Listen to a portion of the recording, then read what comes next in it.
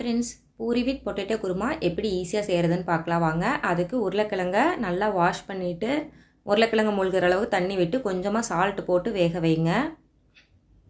சைட்லேயே பூரிக்கு மாவு பிசைஞ்சிடலாம். பூரிக்கு மாவு பிசையும் போது இந்த ரெண்டு பொருள் ஆட் பண்ணிட்டீங்க அப்படின்னா நம்மளுக்கு பூரி நல்லா புசு புசுன்னு இருக்கும், சாஃப்டாகவும் இருக்குங்க. நான் இப்போ 250 ml தண்ணி விட்டுருக்கேன். கொஞ்சமாக ஆயில் விட்டுட்டு ஒரு 2 டேபிள் ஸ்பூன் ஒயிட் ரவை ஆட் பண்ணியிருக்கேன். அப்புறம் நெய், அப்புறம் தேவையான அளவு சால்ட்டு விட்டு கொஞ்சம் நேரம் அந்த ரவை ஊறட்டும். அதை அப்படியே வச்சுருங்க. எப்போவுமே ஊட்டி உருளைக்கிழங்க பார்த்து வாங்குங்க, அப்போ தான் குருமாவுக்கு சூப்பராக இருக்கும்.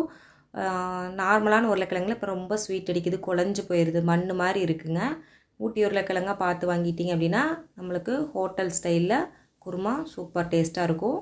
இப்போ 3 கப் மாவு ஆட் பண்ணணும். நான் 1/4 லிட்டர் தண்ணி விட்டேன். இது பாருங்கள், இந்த குட்டி கப்பில் 3 கப் மாவு ஆட் பண்ணால் எனக்கு சரியாக இருக்கும்.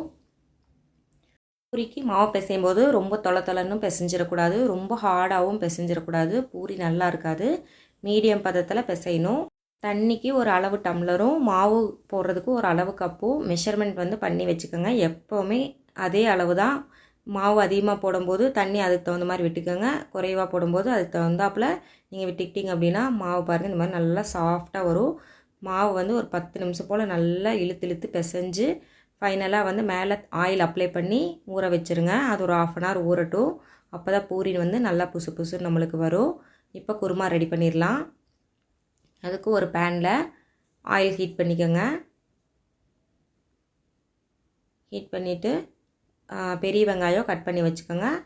2 பெரிய வெங்காயம், ஒரு 2 குட்டி தக்காளி, 4 பச்சை மிளகாய், கொஞ்சமாக இஞ்சி பூண்டு பாருங்கள், சின்ன சின்ன துண்டாக 4 பல் பூண்டு, 4 துண்டு இஞ்சி எல்லாம் எடுத்து வச்சுக்கோங்க. எண்ணெய் காஞ்சதும் ஒரு பட்டை, 2 கிராம்பு, ஒரு பிரியாணி எல்லாம் சேர்த்திக்கோங்க.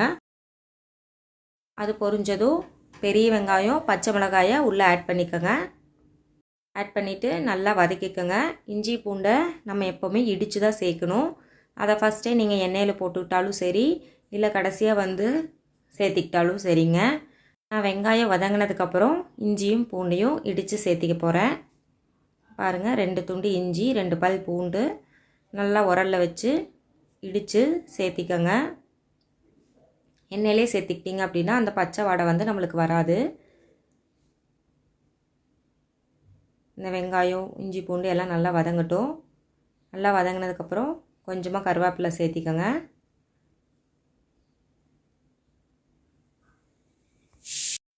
நல்லா வதக்கி விட்டுட்டே இருங்க. அதுக்கப்புறம் தான் நம்ம தக்காளி ஆட் பண்ணணும். தக்காளி 2 தக்காளி ஆட் பண்ணிக்கலாம். ஆட் பண்ணிவிட்டு இதில் கொஞ்சம் மசாலாஸ்லாம் கொஞ்சம் சேர்த்திக்கிட்டிங்க அப்படின்னா குருமா சாப்பிட்றதுக்கு நல்லா மணமாகவும் இருக்கும், டேஸ்ட்டாகவும் இருக்குங்க. தக்காளி நல்லா வதங்கட்டும். அதுக்கு கொஞ்சமாக சால்ட் ஆட் பண்ணிக்கிட்டிங்கன்னா சீக்கிரமாக நம்மளுக்கு வதங்கி வந்துடும். இப்போ எண்ணெயிலே கொஞ்சமாக 1/4 டீஸ்பூன் மஞ்சத்தூள், கொஞ்சமாக சால்ட்டு, சிக்கன் மசாலா கொஞ்சமாக ஆட் பண்ணிக்கோங்க. இல்லைன்னா சிக்கன் மசாலா மட்டன் மசாலா ரெண்டுமே ஒரு அரை ஸ்பூன் ஆட் பண்ணிக்கோங்க. நல்லாயிருக்கும். பாருங்கள், உருளைக்கிழங்கு எப்படி வந்திருக்கு பாருங்கள். இதுவே நார்மல் உருளைக்கிழங்காக இருந்துச்சு அப்படின்னா நம்மளுக்கு குழஞ்சி போயிருக்கும். இது ஊட்டி உருளைக்கிழங்காக இருந்ததுனால எவ்வளோ சாஃப்டாக வெந்திருக்கு பாருங்கள். நம்ம கையில் வச்சு ப்ரெஸ் பண்ணாலும் அப்படி குலையாமல் கேக் மாதிரி இருக்குது பாருங்கள். எடுத்து குளுந்தண்ணியில் போட்டு வச்சுட்டு கொஞ்சம் நேரம் கழித்து உரிச்சிங்கன்னா தோல் ஈஸியாக பீலாகி வந்துடும் நம்மளுக்கு. அப்புறம் ஸ்மேஷர் வச்சு நல்லா அழுத்தி விட்டுக்கோங்க. அழுத்தி விட்டுட்டீங்க அப்படின்னா நம்மளுக்கு உள்ளே போடும்போது நல்லா க்ரீமியாக குருமா கிடைக்கும்.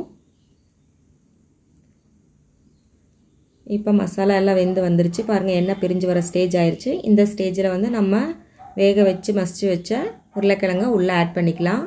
ஆட் பண்ணி நல்லா கிளறி விடுங்க. அது எண்ணெயிலே நல்லா வதங்கணும். அதுக்கப்புறம் தான் நம்ம தண்ணி சேர்க்கணும்.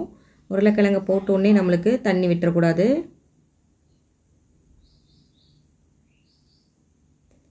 நல்லா அது மசாலாவில் ஒரு பரட்டி விட்டுட்டு தேவையான அளவு தண்ணி விட்டுருங்க. நிறைய தண்ணி விடக்கூடாது, ஏன்னா உருளைக்கிழங்கு ஆல்ரெடி வெந்துருச்சு. அதனால் உருளைக்கிழங்கு மூழ்கிற அளவுக்கு மட்டும் தண்ணி விட்டிங்கன்னா போதும். நம்மளுக்கு இப்போ குருமா ரெடி ஆகிடுச்சு. மல்லி இலை தூவி சர்வ் பண்ணுங்கள். சூப்பர் டேஸ்ட்டாக இருக்கும்.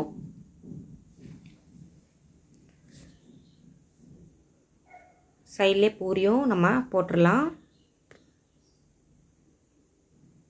பாருங்கள் மாவு எவ்வளோ சாஃப்டாக இருக்குது அப்படின்ட்டு ஒரு 1/2 hour ஊற வச்சுட்டேன். பாருங்கள் நல்லா சாஃப்டாக இருக்குது. இதை எடுத்து எண்ணெய் காஞ்சதுக்கப்புறம் நம்ம அமுத்தி உள்ளே போட்டு பார்க்கலாம். எப்போவுமே இரும்பு வடைச்சட்டியில் செய்யுங்க, நல்லா டேஸ்ட்டாக இருக்கும். பாருங்கள் எண்ணெய் காஞ்சிருச்சு. காஞ்சதுக்கப்புறம் பூரி அமுத்தி உள்ளே போட்டோன்னே நம்மளுக்கு எப்படி புசு புசுன்னு உப்பி வருதுன்னு பாருங்கள். நீங்கள் பிச்சு குருமா தொட்டு சாப்பிட்டு பாருங்கள், அவ்வளோ டேஸ்ட்டாக இருக்கும். எப்போவுமே மாவு பிசையும் போது ஒயிட் ரவையும் கொஞ்சம் நெய்யும் விட்டு பிசைஞ்சிட்டிங்க அப்படின்னா பூரி சாப்பிட்றதுக்கு நல்லா டேஸ்ட்டாக இருக்கும்.